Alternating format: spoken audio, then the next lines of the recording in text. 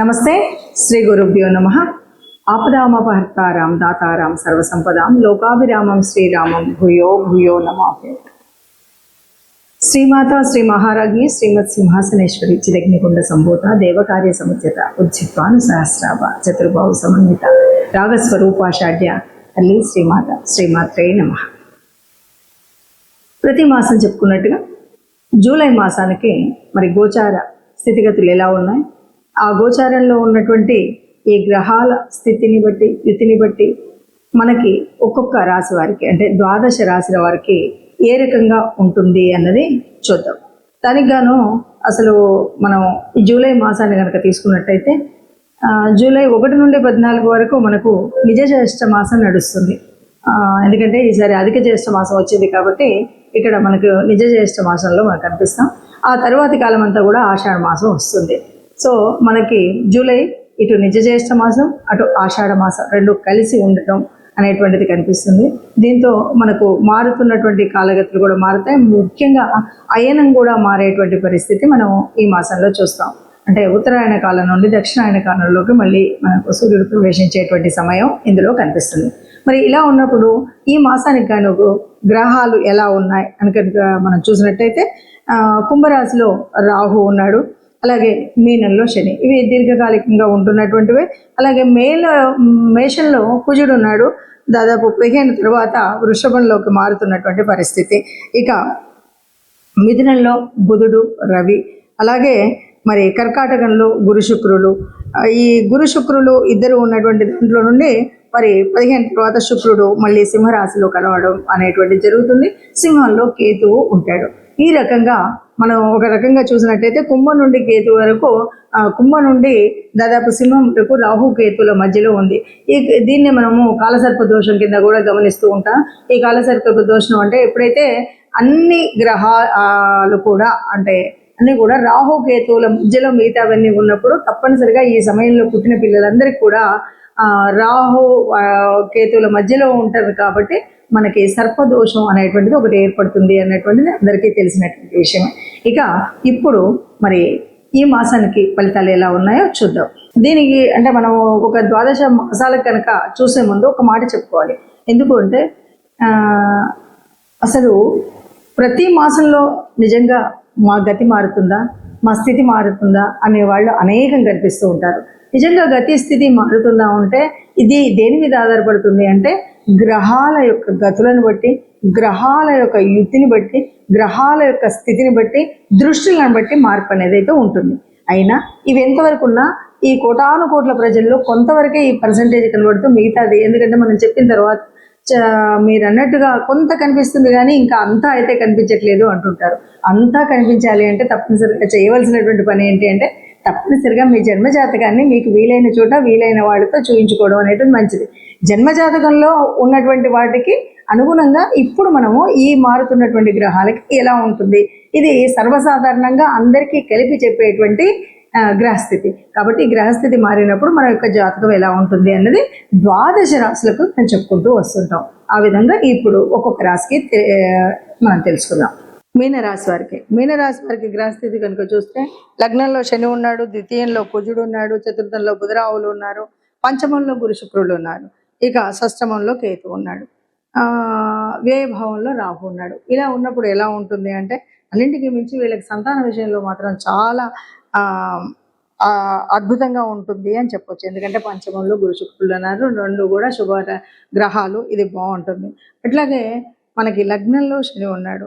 ఇది కొద్దిగా మనం చూస్తూ ఉన్నట్టయితే ఏం చేయొచ్చు, ఎలా చేయొచ్చు అంటే కుజుడు ముఖ్యంగా తృతీయ రాశి సంచారం చేస్తున్నాడు కాబట్టి ఎలా ఉంటుందంటే ఉద్యోగంలో దాదాపు సాధారణమైనటువంటి అంటే హై కాకుండా సాధారణ స్థితి ఉంటుంది.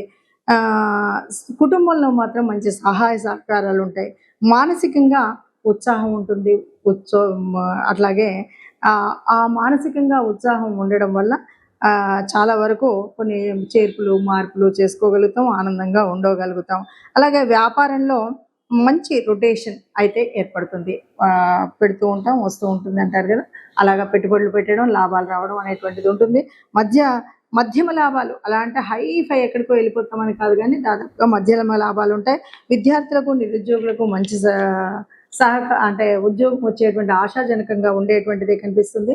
అలాగే అనారోగ్య భావనలు మాత్రం ఎదుర్కోవాల్సినటువంటి పరిస్థితి అయితే కనిపిస్తుంది.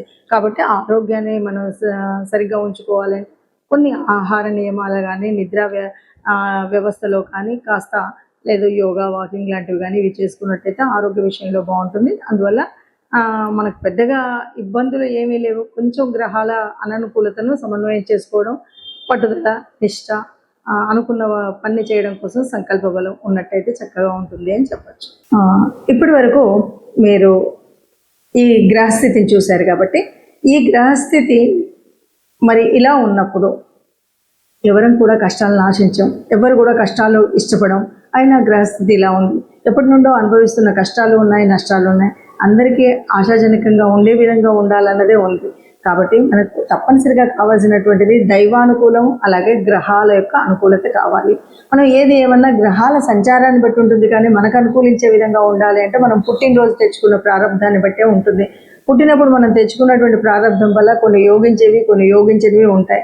అయినప్పటికీ ఇలాగ మనం ఏదైతే గోచారం చూస్తూ ఉన్నామో, గోచారంలో జరిగేటువంటి మార్పుల వల్ల కొంత ఉపశమనం పొందడానికి మాత్రం లాభం ఉంటుంది.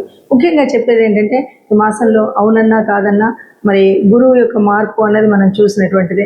ఈ గురువు మార్పు వల్ల ఈ గురువు అనుకూలంగా ఉన్నవాళ్ళు, అనుకూలంగా లేని వాళ్ళు అనేది కాకుండా ఒకటి మనం చేయాల్సింది ఏంటంటే, గురు గ్రహానికి మనం అంటే ఏదైనా ఒక గురు మంత్రాన్ని తీసుకొని ఈ మాసం అంతా కూడా తప్పనిసరిగా చేసుకోవాల్సినటువంటిది ఏంటంటే, గురు మంత్రాన్ని తీసుకొని అంటే ఏ గురువుకు సంబంధించినటువంటి మీకు సంబంధించినటువంటి దక్షిణామూర్తి అవ్వచ్చు, దత్తాత్రేయుల వారు అవ్వచ్చు, లేదా మీకు సంబంధించిన స్వయం గురువులు అవ్వచ్చు, లేదు ఇలా ఏ గురువుకు సంబంధించిన స్తోత్రం ఉన్నా ఆ స్తోత్రాన్ని మనం పాటించడం, లేదు నవగ్రహాల్లో ఉన్నటువంటి బృహస్పతికి సంబంధించినటువంటి శ్లోకం, ఇది నిత్య పారాయణంగా పెట్టుకున్నట్టయితే మనకు ఈ గోచారం వల్ల ఏదైనా చెడు జరిగేది ఉంటే మీకు గురువు ఆ చెడును జరగకుండా సర్వవేళలా కాపాడుతూ ఉంటాడు. ఇక రెండవది, లేదు గురువు అనుకూలంగా ఉన్నాడంటే జరిగే మార్పుల్లో, మంచి మార్పుల్లో ఇంకా మంచి జరుగుతుంది తప్ప మీకు ఎట్లాంటి నష్టం ఉండదు. కాబట్టి ఈ గురువుకు సంబంధించినటువంటి ఈ విషయాలు చేయడమే కాకుండా ఇంకా గురువు యొక్క అనుగ్రహం పొందాలి అంటే తప్పనిసరిగా మరొక మార్పు చేసుకోవాల్సింది, ఎవరైనా వృద్ధులు ఉన్నటువంటి వాళ్ళు, అంటే తండ్రి సమానులైనటువంటి వయసు ఉన్నటువంటి వాళ్ళు, అంటే వృద్ధులకు సహాయం చేయడం, సహకరించడం అనేటువంటి విషయాలు ఉంటాయి కదా, ఇవి కూడా చాలా వరకు గురు గ్రహం యొక్క సంతృప్తిని, గురు గ్రహం యొక్క అనుగ్రహాన్ని పొందడానికి వీలైనటువంటి అంశాలు. కాబట్టి ఆ రకంగా చేసుకుంటూ వెళుతూ ఇక మనం ఒక్కొక్క గ్రహంలో ఉన్నటువంటి మార్పులు చేర్పులు ఉన్నాయి కాబట్టి వాటిని అనుసరించుతూనే వెళ్ళాలి. ఏదేమన్నా సరే రాహుకేతువుల మధ్యలో నలిగిపోతున్నటువంటి గ్రహాలన్నీ ఉన్నాయి. ఈ సమయంలో ఏమన్నా సరే వీలైనంత వరకు సుబ్రహ్మణ్య స్వామి దర్శనం కానీ, సుబ్రహ్మణ్య స్వామికి సంబంధించినటువంటి వరకు ఏదైనా స్తోత్రం, స్తుతి ఇలాంటివైనా చేసుకున్నట్టయితే చాలా వరకు మనం అనుకున్నటువంటి కష్టాలు ఏవీ లేకుండా నిబ్బరంగా ముందుకు వెళ్ళేటువంటి పరిస్థితి కనిపిస్తుంది. ఆ పరమాత్ముడు తప్పకుండా అందరినీ కాపాడుతాడు. అందులో మనం నిత్యం ఇలాంటి చక్కటి పారాయణం కానీ లేదా ఆ సంబంధిత శ్లోకాలను కానీ చదువుకున్నట్టయితే ఒక సత్సంగత్యం వల్ల, ఆ దేవాలయం యొక్క పాజిటివ్ వైబ్స్ వల్ల తప్పకుండా మనకు మంచి జరుగుతుంది. మనం ఎప్పుడు ఏ మాసానికి ఆ మాసం చూసినప్పుడు కొన్నిసార్లు ఏమవుతుందంటే, ఆ మాసంలో మనకు అనుకూలించే విధంగా, అంటే గ్రహాల అనుకూలం ఎలా ఉన్నా కానీ మనకు ఆ మాసంలో వచ్చే కొన్ని పండగలు ఉంటాయి. ఆ పండగల యొక్క ఫలితాన్ని కూడా పొందేటువంటి అర్హత పొందాలి అంటే తప్పనిసరిగా దానికి సంబంధితమైనటువంటి పూజలు చేసుకోవడం వల్ల కూడా ఈ గ్రహాల యొక్క అననుకూలత ఏదైతే ఉందో దాన్ని మనం మాయ చేయొచ్చు. ఆ రకంగా కనుక మనం చూసినట్టయితే మనకి 16వ తారీఖు, జూలై 16వ తారీఖు మనకు జగన్నాథ రథయాత్ర ప్రారంభమవుతుంది. ఆ జగన్నాథుడు అంతకు మించినటువంటి గురువు ఎవరు ఉంటారు మనకి? ఆ శ్రీకృష్ణ పరమాత్మకు సంబంధించినటువంటి తత్వాన్ని చదువుకోవడం, వినడం, లేదా ఆ జగన్నాథ యాత్ర జరుగుతున్నప్పుడు మనం చూడడం, లేకపోతే మన ఏరియాల్లో కూడా ఇవాళ రేపు చేస్తున్నటువంటి జగన్నాథ రథయాత్రలో పాల్గొనడం, ఏదో అక్కడ సంబంధించినటువంటి విషయాలను వినడం చేసినట్టయితే మనకు ఉత్తమమైనటువంటి స్థితి ఉంటుంది. అలాగే మరి 17వ తారీఖు వచ్చేసరికి మరుసటి రోజు నుండి కూడా దక్షిణాయనం ప్రారంభం అవుతుంది. దక్షిణాయన కాలంలో మనం చేయాల్సినటువంటి పుణ్యక్రతువులు బోలెడని ఉంటాయి. వాటన్నిటిని కూడా ఈ మాసం అంతా అవలంబించినట్టయితే మన కష్టాలు తొలగుతాయి. ఇంకా ముఖ్యంగా తెలంగాణ ప్రాంతంలో ఉన్నటువంటి భక్తులందరికీ కూడా మనకు తెలిసినటువంటి విషయం. ఈ జూలై మాసంలో ఆషాఢం ప్రారంభం అవ్వగానే మొదటి బోనాల పండుగ వస్తుంది. బోనాల పండుగ ఎవరికి చేస్తాము అంటే ఆ పరాత్పరేశ్వరి అమలగన్న అమ్మకి చేస్తూ ఉంటాం కాబట్టి ఆ తల్లిని తెరవడం కూడా ముఖ్యము అనే విషయాన్ని మనం గ్రహిస్తే కనుక బాగుంటుంది. అలాగే ఈ నెలాఖరు చివరికి 25కి వచ్చేసరికి తొలి ఏకాదశి ఉంటుంది.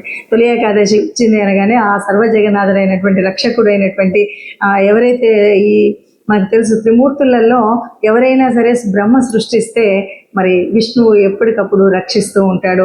రక్షణ కార్యం చేసేటువంటి ఆ విష్ణుమూర్తిని ప్రార్థించేటువంటి సమయం మనకు తొలి ఏకాదశి. ఏకాదశులన్నీ కూడా విష్ణుమూర్తికి సంబంధించినప్పటికీ తొలి ఏకాదశి రోజు స్వామిని ప్రార్థించినట్టయితే మనకు ఏ రకమైన కష్టాలు ఈ ఒక్క నెలే కాదు, రాబోయే 6 నెలల వరకు కూడా మనం అన్నింటి నుండి హాయిగా ఉండగలిగేటువంటి గ్రహస్థితి మనకు ఉంటుంది అని చెప్పుకోవచ్చు. అందరం బాగుండాలి, అందులో మనం ఉండాలి. జై శ్రీరామ్.